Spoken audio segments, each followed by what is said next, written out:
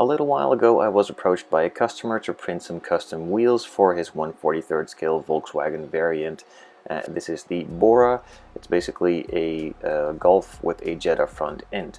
And he wanted to have some Rotiform wheels on it. He found some files online. These were not perfectly suitable for printing, and since I'm not a designer, I asked my friend Ollie Fizzle if he could help customize the design of the file a little bit so they can easily be printed in 1/43rd scale. Once the wheels were customized, or the file at least, I could start printing and sizing them out. The customer found a couple of photos online of styles he'd liked with the sizes, etc. So I went off of that and tried to copy that as best as I could down to a 1/43rd scale. I printed the wheels first time round perfectly to size, and also found some tires, adjusted those to the wheels, but those were a little bit too fat. So after just printing them, cleaning them up, curing them, and test fitting them, I decided to go a different route and find some more low profile tires in my selection of files I have gathered up through the years. But that is to come a little later. So the model was unboxed, unpackaged out of the small display case, and then I started the disassembly process, which wasn't really all that complicated. I needed to remove a couple of screws, then simply the base plate with the wheels and the interior fell out.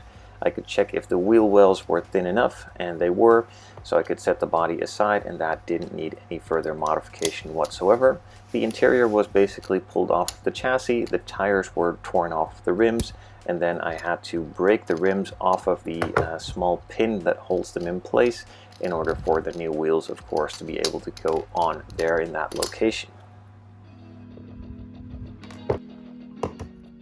So with the new wheels and the first iteration of the tires all cleaned up, cured, and ready to go for some paint, I of course needed to test fit them first and check over the wheels if all of the details have been printed nicely and if the parts are still fully intact and ready to use.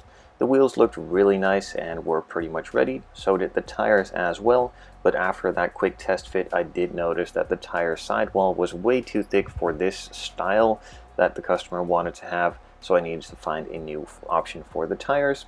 And while I was reprinting the tires, I figured I'd add some disc brakes to it as well.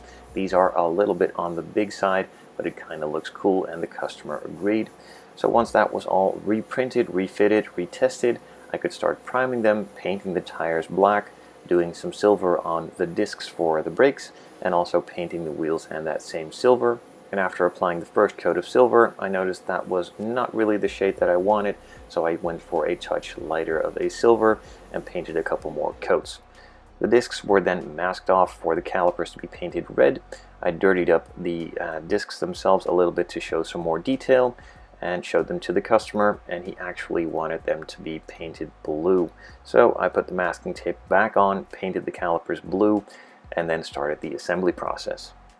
Simply with a little bit of glue, I glued the tires to the rim itself so they would stay in place perfectly, and started to do a couple more test fits to see if the ride height was correct, the offset was the way that I wanted, and then I could start cutting some plastic pieces to put inside as a sort of wheel hub that also holds the brake in place, and later on the wheel at the correct offset and at the correct ride height. That was all just simply again glued together with a bit of Bob Smith Industries Super Gold Plus.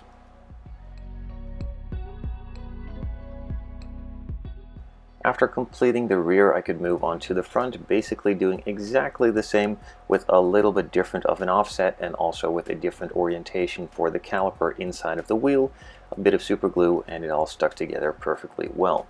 The center caps of the wheels still needed a little attention as the entire thing was painted silver, and the customer requested that center cap to be black, and then also the Rotiform lettering in the inside to be painted silver. So I first painted the black and then did the silver on the Rotiform letters and touched the black up a little bit as I went a bit overboard with the silver, and after all, this is what it looks like. A nice, quick, simple project with a great outcome, and also showing the capabilities of these resin printers really well.